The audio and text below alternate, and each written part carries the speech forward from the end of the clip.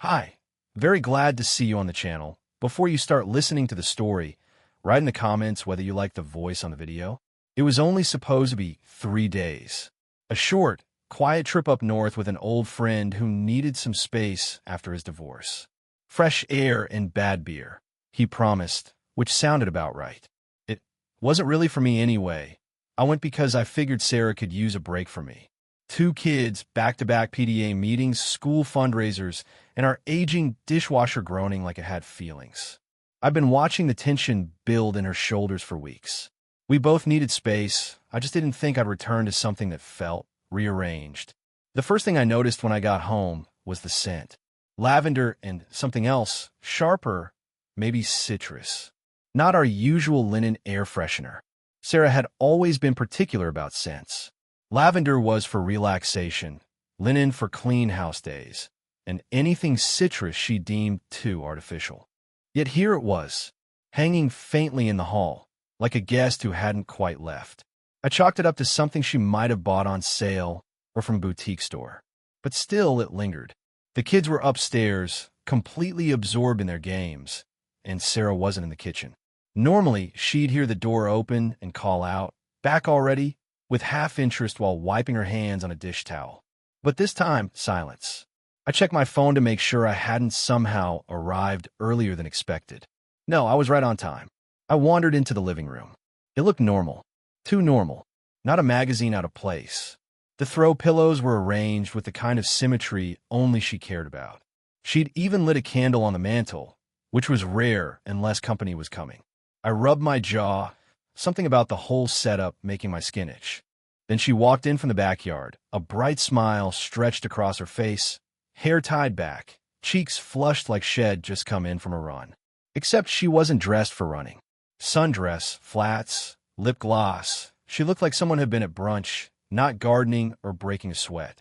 "Hey, babe," she said, walking over and giving me a quick peck. "How was the trip?" "It was fine. Cold," I replied, scanning her expression, trying to catch something, anything. Her eyes darted away too quickly. "I made lasagna," she offered like an olive branch, stepping toward the kitchen. "You must be starving." "Sure. Thanks," I murmured, following behind her. The kitchen was spotless. Not like her. Sarah always cooked like a hurricane, no matter how small the meal. She'd clean up after, but not like this. Not to this level. Even the sponge by the sink looked new. Dinner was fine. The kids told me about school, soccer, and some playground drama. Sarah smiled at all the right parts, asked questions, laughed softly, but not once did she meet my eyes for more than a second. Her phone buzzed twice during dinner. She silenced it without checking. That was new. After we tucked the kids in, I went to unpack. My suitcase thudded onto the bed, the zipper catching halfway. I glanced at her side of the dresser. Her jewelry box had been moved. Not far, just enough that I could tell. There was an empty space where her silver hoop earrings usually sat, the ones she wore on special nights. I didn't ask. I didn't want to hear the excuse. In the bathroom, I noticed the mirror had been wiped clean, no smudges or mascara specks. On the counter was a cologne bottle I didn't recognize. Not mine. Not strong, just a faint, musky trace. I told myself it could be something she picked up for me, but I didn't believe it. That night, lying beside her in the dark, I listened to the rhythm of her breathing. It was steady, calm, like someone who had nothing to hide. But that was the thing about Sarah. She was always calm. Even when we had our worst fights, she never raised her voice.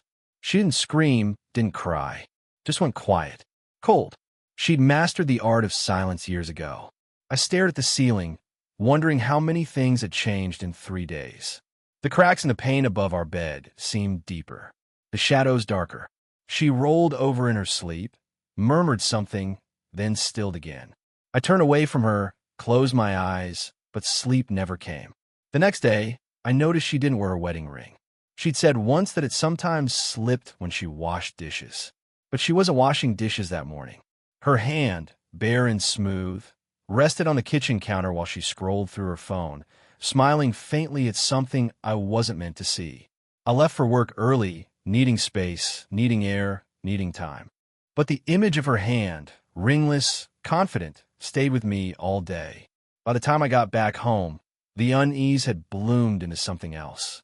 Not jealousy, not paranoia, just a sense that someone had drawn a curtain between me and the life I thought I was living. That night, while brushing his teeth, my son said something that stuck in my brain like a splinter. Coach Alex hugged Mom again today.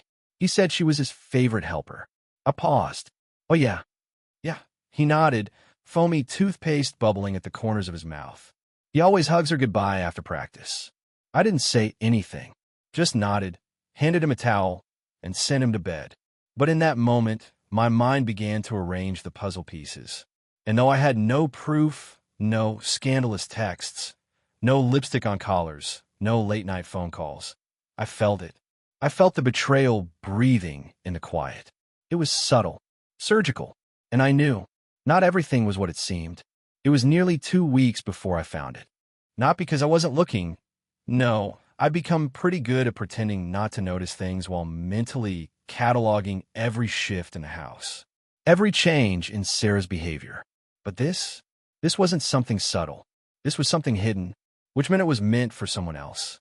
It started with laundry. Sarah usually kept things organized to an almost obsessive level. But that Friday morning, while grabbing a sweater from the hallway cabinet, I knocked over a small stack of towels she'd folded earlier. As I knelt to pick them up, one of the back panels popped loose. I froze. I'd never seen that panel move before. I reached in. At first, it felt like just old dust and wood. But then my hand brushed against something wrapped in tissue paper, tucked in the gap between the wall and the panel. I pulled it out slowly, careful not to make a sound, even though I was alone in the house. I didn't know what I expected. Maybe a forgotten keepsake. Something from her mother. Instead, I found a small navy blue box tied with a silver ribbon. A gift box, brand new, pristine, and deliberate. My pulse climbed in quiet, steady beats. Inside was a watch. Sleek, masculine, expensive. A matte black face with gunmetal details. Not something I'd wear. Not something I'd ever seen. Alongside it, tucked neatly in the velvet interior, was a folded note. I hesitated, then unfolded it. You'll look even better wearing this after practice. Can't wait to see that smile again. S. My stomach turned cold. Practice. Not work. Not birthday. Practice. I closed the box slowly, like it might explode. Then I sat back against the hallway wall and tried to steady my breath. My mind raced, spinning through 1,000 excuses, 1,000 explanations that might still keep my world intact. Maybe she bought it from me, forgot about it. Maybe the S was for someone else. Maybe no. No, I knew exactly what this was, and who it wasn't for. She had already given it away in her smile, in the missing ring, in how she silenced her phone at dinner. But this box? This was the confirmation I hadn't asked for, and I still couldn't bring myself to confront her. Instead, I returned everything exactly as I found it. Tissue, ribbon, box, note, back behind the panel like nothing happened. And then I sat at the kitchen table, staring at the empty seat across from me, thinking far, too clearly for someone on the edge of fury. By the time Sarah returned that afternoon, smiling and carrying reusable grocery bags like the image of suburban perfection, I had a plan. Need help? I asked, standing and meeting her at the door. She blinked, surprised. Sure. You okay? Yeah, just happy to have you home. She smiled too quickly. Well, I'm making that quinoa salad you like tonight. Of course she was. While she unpacked vegetables and hummed under her breath, I excused myself, slipped into the bedroom, opened her closet, and pulled down the scarf box she used to keep old PDA favors in. Then I walked back down and waited for her to step away to check the oven timer.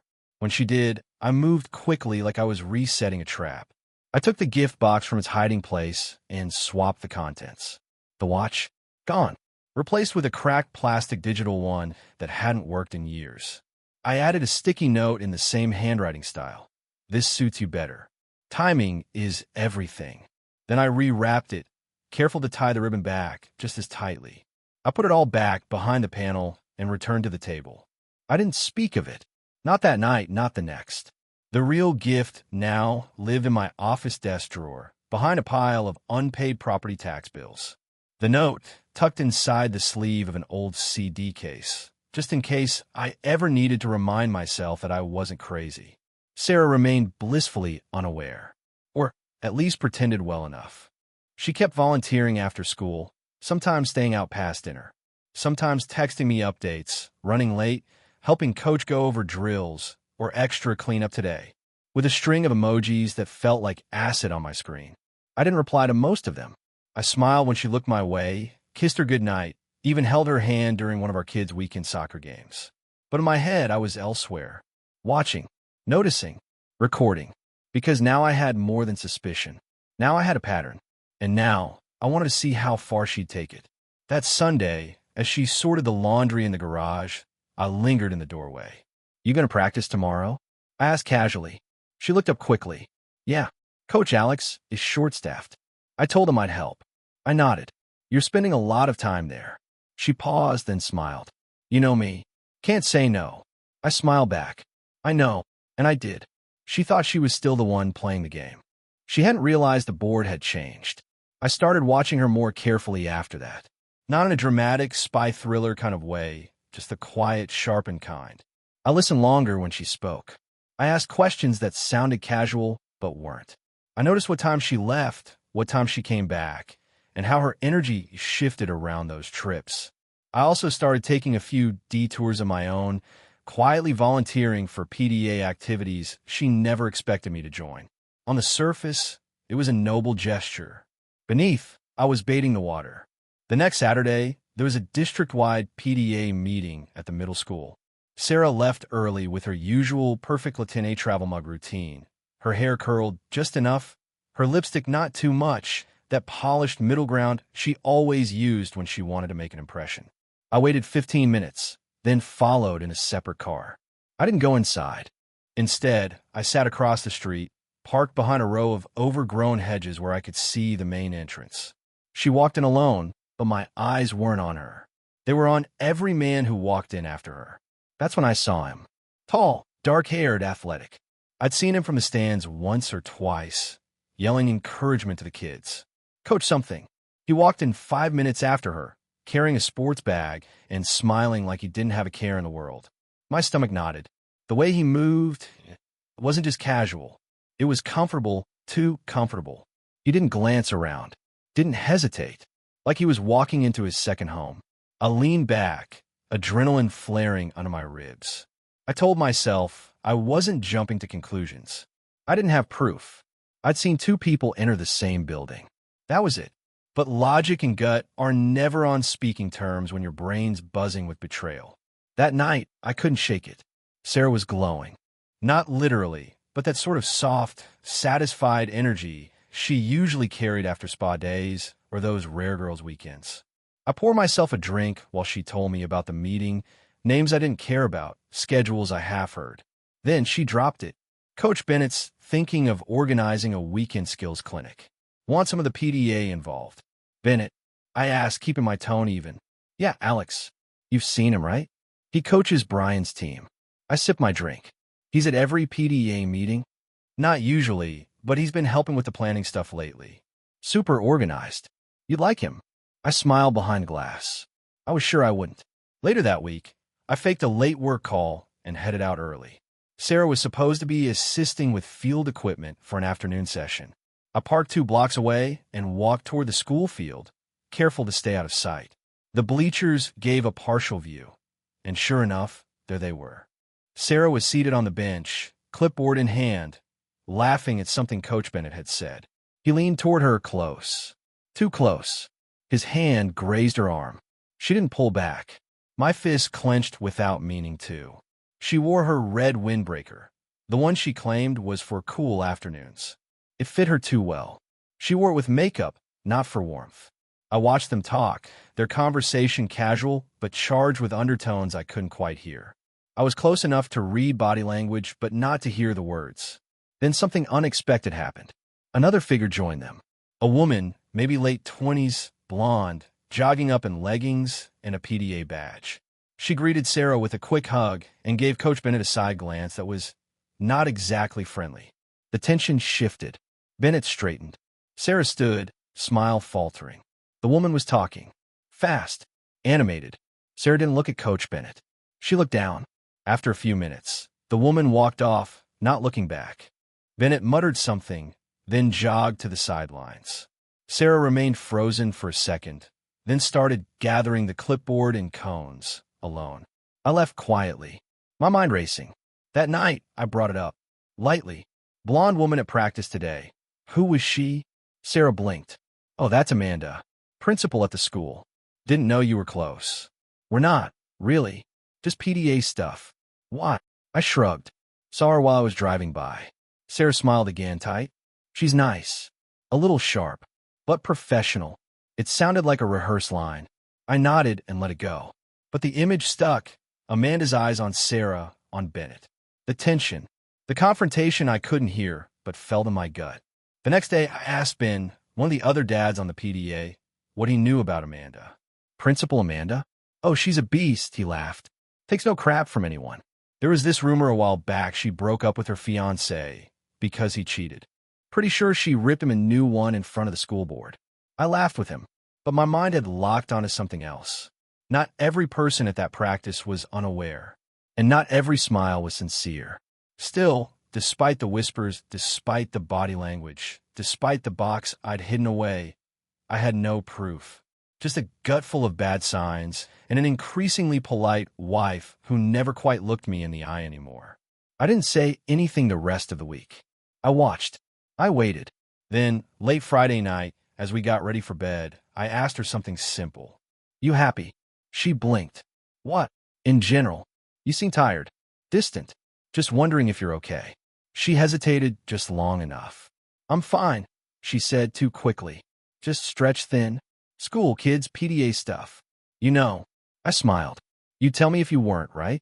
Of course, she replied, but she didn't meet my eyes. Why wouldn't I? I nodded, kissed her forehead, and turned out the light. But I didn't sleep, because something told me the answer I needed was close. Closer than ever. I just had to be patient. And for once, I was very, very good at waiting. By the end of the month, Sarah was practically living at the soccer field. At first, it was just Mondays and Fridays. Then Wednesdays got added. Then the occasional Saturday afternoon for uniform inventory or some vague equipment check that no one else ever seemed involved in. She'd leave before dinner and sometimes get home just as I was tucking in the kids, hair wind-tousled, cheeks flushed, smelling like grass and perfume. The odd part wasn't how often she volunteered. It was how energized she seemed after each visit. There was a brightness in her eyes that hadn't been there for months, maybe longer. And the more I watched her pretend everything was fine, the more I knew it wasn't. I started asking softer questions. Prodding. Not direct enough to raise suspicion, just little probes meant to catch her off guard. She never faltered. Not once. If she was hiding something, she had trained herself well. Better than I gave her credit for. But that only made me more certain something was going on. One night, while she was putting away laundry in the bedroom, I brought up a casual observation. You've been more upbeat lately. She smiled over her shoulder. Yeah? That a bad thing? No, not at all. Just seems like the PDA life agrees with you. She chuckled. Oh, please, it's exhausting. You think I enjoy sorting Gatorade crates for 8-year-olds? You seem to. Her smile held, but the muscles around her eyes twitched just slightly. Maybe I'm just handling the chaos better. Maybe, I said, then dropped it. The next afternoon, I volunteered for the PDA lunch drive, completely unannounced. I knew she wouldn't be there. She told me she had a meeting with Alex and a few other parents about a new weekend training schedule. But I needed to plant seeds. Let people see me. Make her world feel smaller. I got paired with one of the newer moms, Denise. Friendly, chatty, and completely unfiltered. The type who loved gossip, but didn't know how to keep it subtle. You're Sarah's husband, right? Yep, Tom. She's so involved with the kids' stuff lately. Honestly, she's putting the rest of us to shame. Yeah, she's been at the field nonstop. Denise smirked. Well, Alex probably appreciates the company. I hear he's single again. That flicked something behind my ribs. Yeah? Didn't know that. Oh, it's a whole thing. His ex left town. He's been kind of hot topic lately. Not just with the kids, if you know what I mean. I laughed, but it was hollow. Think he's looking for PDA points? Or someone to warm the bleachers with him, she said, giggling. Not saying names. But you didn't hear it from me. Of course not. That night, Sarah came home late. I was in the garage fixing a cabinet hinge when she pulled in. I heard the door close softly, footsteps that paused near the entry before continuing. She peeked into the garage, her face lit faintly by the overhead bulb. Still tinkering? Yeah, this thing's been loose for weeks. Figured I'd finally fix it. She lingered in the doorway, arms crossed. Kids are already asleep? Just knocked out. You missed the bedtime dance party. She smiled, but it didn't quite touch her eyes. Later, after brushing her teeth, she stepped out in her robe and leaned against the doorframe, watching me as I undressed. You're quiet tonight. Just tired, I replied, folding my jeans. You? She shrugged. Long day. Coach Alex wants to do a community event. More meetings. More planning. You two make a good team. She nodded. He's intense but passionate. Wants the kids to succeed. I looked up at her then, her face soft in the dim light. You respect him. She tilted her head. Why wouldn't I? No reason, I said, smiling. Just making conversation. She watched me for a second longer, then turned out the bathroom light and walked to bed. I followed, climbed under the covers, and waited until her breathing settled. The next morning, I made an excuse to take her car in for a tire rotation. She protested, but I insisted. It's been over 6 months. Just let me handle it. She hesitated too long before handing over the keys. At the shop, I had no real reason to check anything. I wasn't proud of it, but I looked anyway. Her glove compartment was filled with napkins and spare mints. Her center console, nothing unusual, but beneath the passenger seat, pushed so deep it was nearly pressed against the metal floorboard, I found a small mesh drawstring bag with a single pair of pink knee pads. New, child-sized, unused. We had never bought these. Our son didn't use them. No receipt, no packaging, just left there, hidden like they didn't belong. I put them back, said nothing. Instead, that evening I sat beside her after dinner, kids off watching TV. Hey, I said, handing her a beer. You think we should do a family weekend soon? Just us. Somewhere quiet. She looked surprised. Now. Soon. Before things get too crazy with fall sports and school. She smiled, touched my arm. That sounds nice. But there was hesitation behind it, like she was weighing something invisible. I'll check my calendar, she added, sipping the beer. Cool, I said, and kissed her on the forehead. I didn't expect her to make room for it. I wasn't offering a vacation. I was watching her response, reading the excuses before they came. Sarah wasn't just drifting anymore. She was dodging. And every smile, every laugh, every half-truth wrapped in warm words only confirmed what I already knew. She was hiding something, and I wasn't going to ask again. Not until I had everything I needed. It was early October when everything inside me shifted from quiet suspicion to something colder.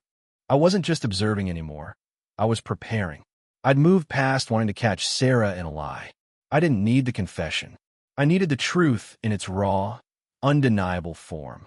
And the more she smiled, the more she played the role of the organized, devoted mother, the more determined I became to see through the curtain. One Tuesday evening, as I stood in the doorway of our son's bedroom, I heard her downstairs laughing. Not a chuckle, not a polite smile behind laughter, but that open kind of laugh that shakes your shoulders. The kind I hadn't heard from her in a long time. It caught me off guard, made me freeze with my hand on the light switch. I leaned back slightly, just enough to see down the hall.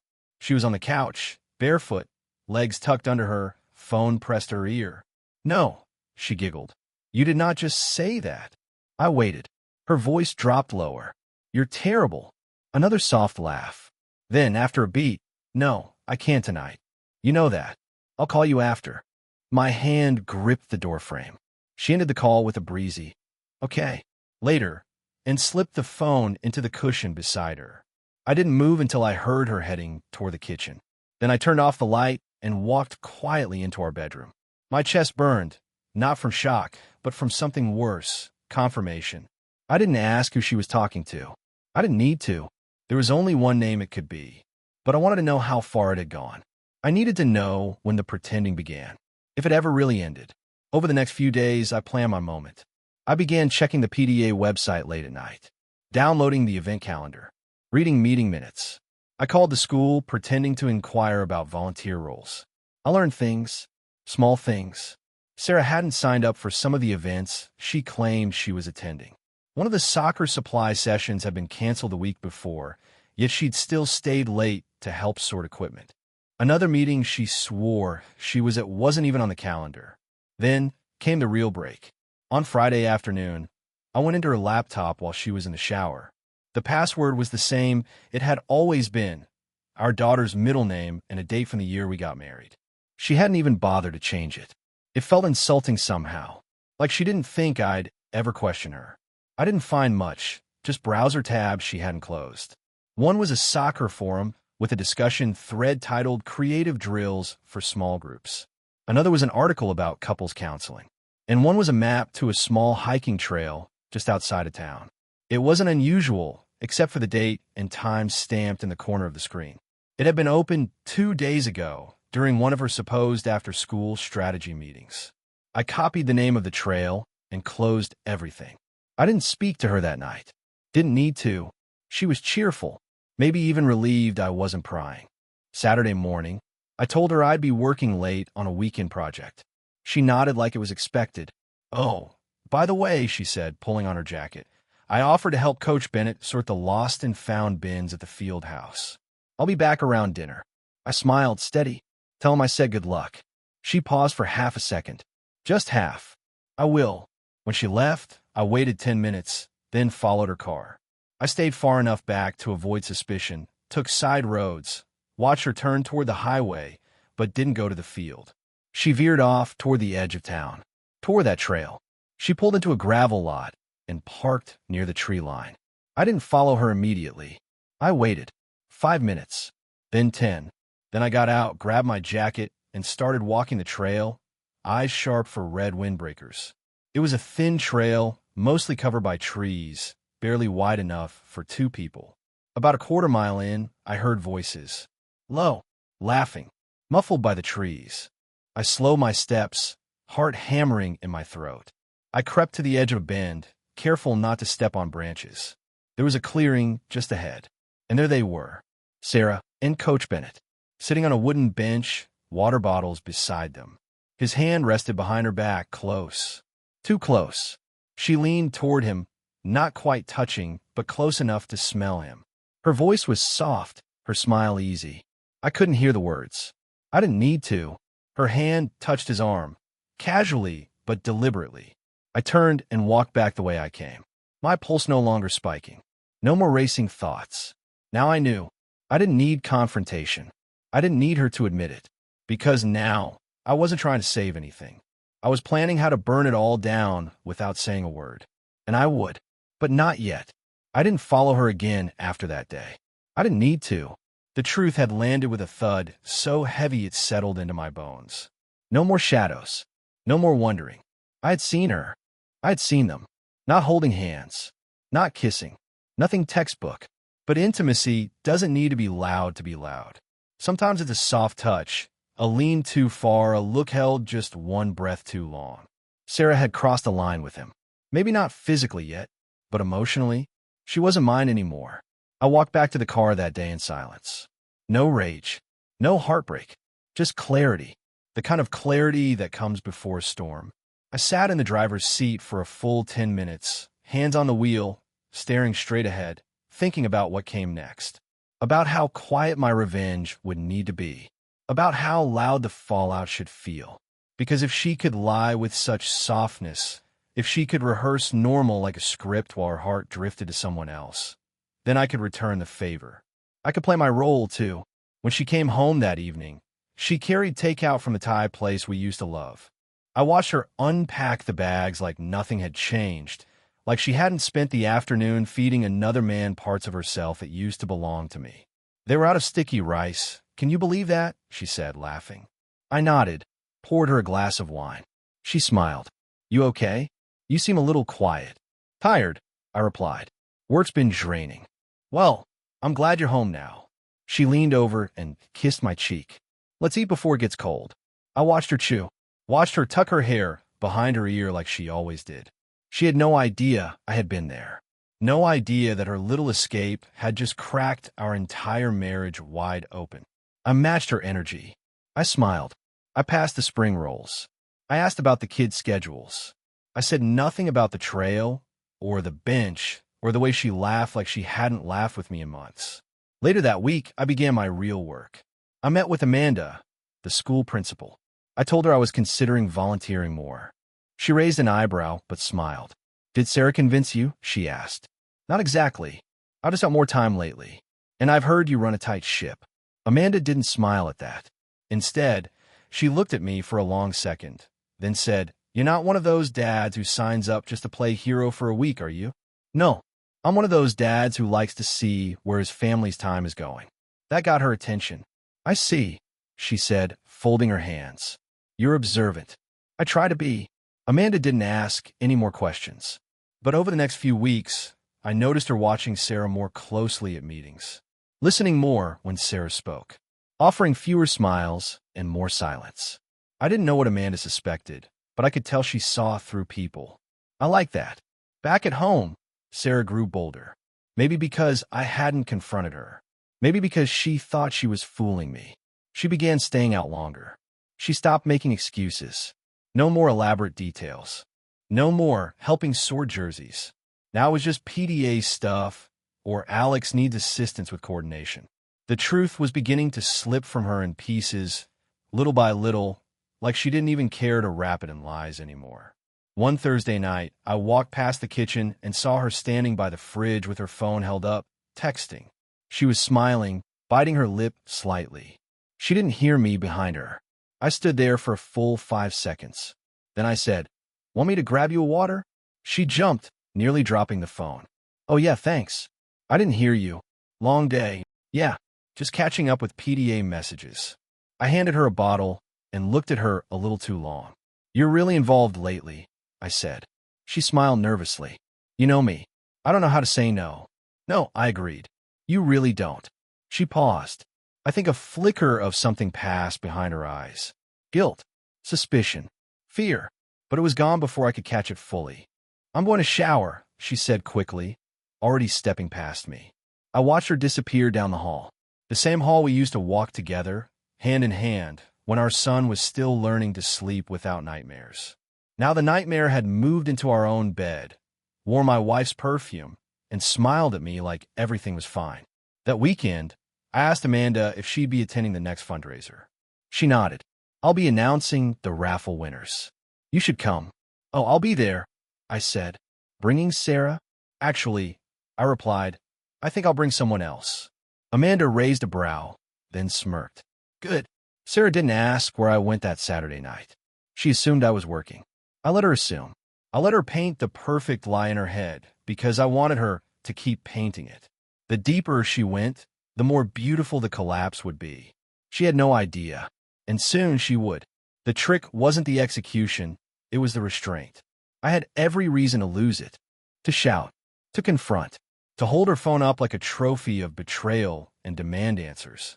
But the more I watched her weave her world of half-truths and fake errands, the less I cared about her justifications. I didn't want her guilt. I wanted her exposure. I wanted a moment so public, so unmistakable, that even she couldn't lie her way out of it. I knew exactly where it would happen, and I knew who would help me do it. The PDA Fall Fundraiser was the perfect stage. A school-wide event full of cheerful chaos, raffles, booze, parent volunteers buzzing like bees. Amanda had texted me 2 days before with a simple message. "Raffle announcement is at 6 o'clock sharp. You still in?" My reply was 3 words. More than ever.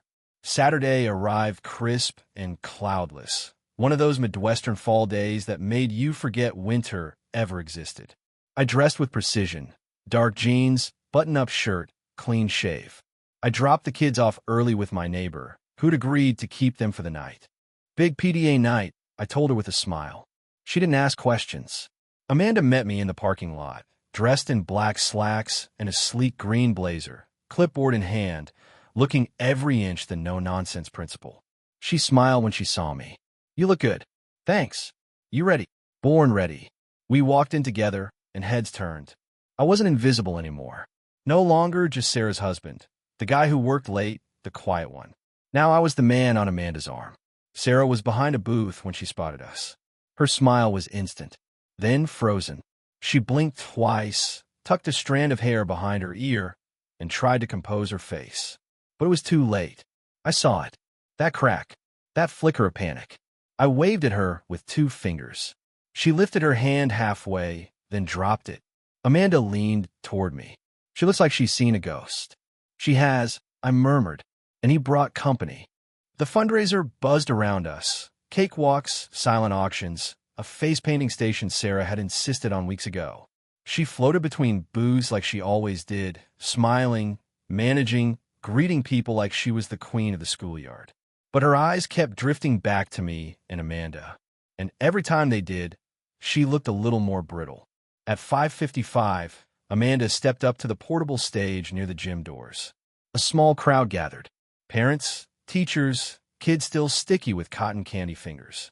I stood near the front, arms crossed, heart beating slow and steady. This was it. Amanda tapped the mic. Hi, everyone. I hope you've all had a fantastic afternoon. Let's give a big hand to the volunteers who made this possible, especially our tireless PTA crew. Applause. I caught Sarah's eye. She smiled mechanically.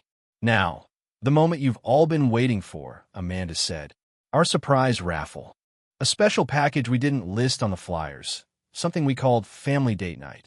Escape room and dinner for 2, with a surprise twist. There were laughs. Curious murmurs. Amanda held up a clear plastic box of tickets. Drumroll, please. The kids in front banged the tabletops. Amanda reached in, swirled the tickets, and pulled one out. The winners are Coach Alex Bennett and Sarah Harper. Silence. Then laughter. A ripple of it. My wife froze. Coach Bennett, standing at the back near the drink station, didn't laugh. He looked like he'd been gut-punched. Amanda smiled wide. Come on up, you two. Let's give them a hand. PTA MVPs, and now our favorite open couple. The laughter exploded. Someone actually whistled. Someone else shouted, Get it, coach. I didn't move. I didn't blink. I just watched Sarah. She didn't move either. She turned toward me, her mouth slightly open, her face pale, her body stone. Alex didn't move, just looked at her, and then slowly, quietly, turned and walked out the gym door without a word. Amanda lowered the mic. I stepped up beside her. Thank you, I said into it.